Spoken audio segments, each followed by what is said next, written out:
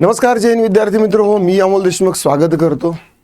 भरपूर अशा विद्यार्थ्यांनी मला व्हॉट्सअपवरती मेसेज केले, आपल्या बऱ्याचशा व्हिडिओवरती कमेंट केलेला आहे की सर तुम्ही वनरक्षक भरतीवर का बोलत नाहीये, तुम्ही वनरक्षक भरतीसाठी नेमकं आम्हाला थोडंसं मार्गदर्शन करा असं सांगितलं।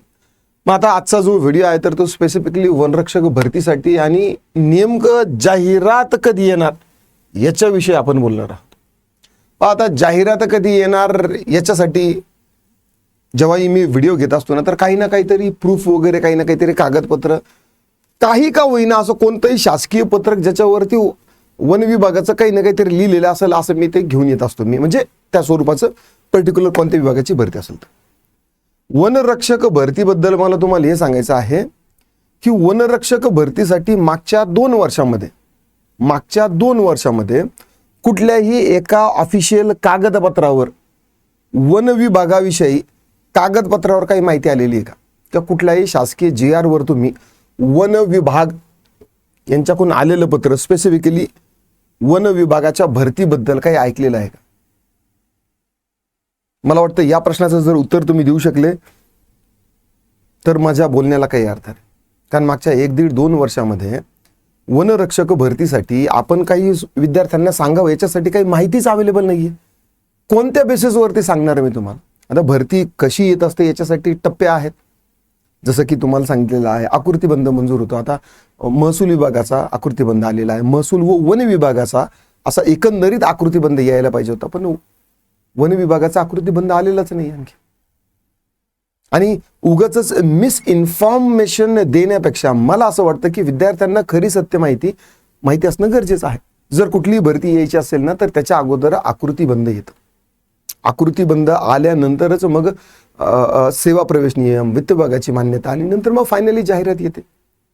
बऱ्याचशा विद्यार्थ्यांनी मला वेगवेगळ्या शिक्षकांच्या व्हिडिओजच्या लिंक टाकलेल्या आहेत, सर आता ही भरती येणार।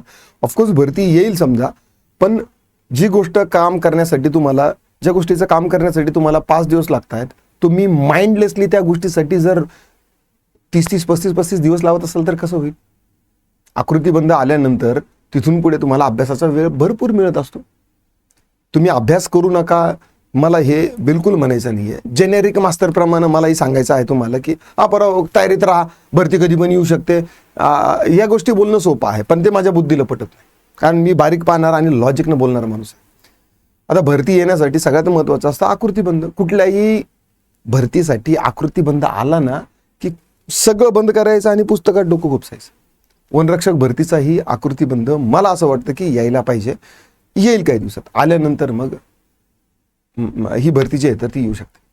आता 5 जून जो आपला वन दिन आहे तर त्या दिवशी मी अपेक्षा करतो की काहीतरी विशेष असं भरतीच्या संदर्भातून विद्यार्थ्यांना पाहायला मिळेल।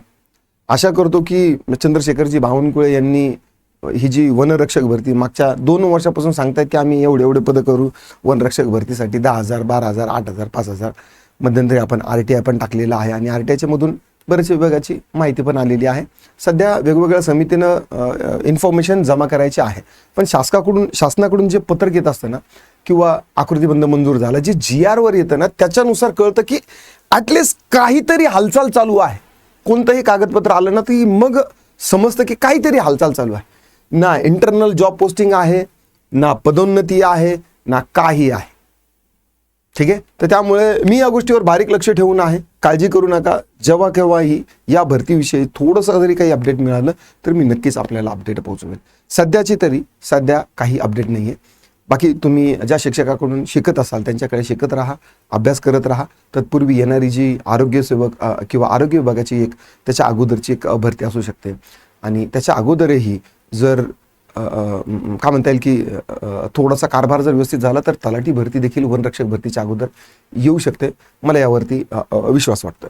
आशा करतो तुम्हाला आजचा हा व्हिडिओ आवडला असेल तर लाईक करा, शेअर करा, कमेंटमध्ये तुमचे काय दिक्कत, डाऊट, क्वेरी, परेशान असतील नोंदवू शकता। आता पुरतं एवढंच, थांबतो, पुन्हा भेटूया। राम राम।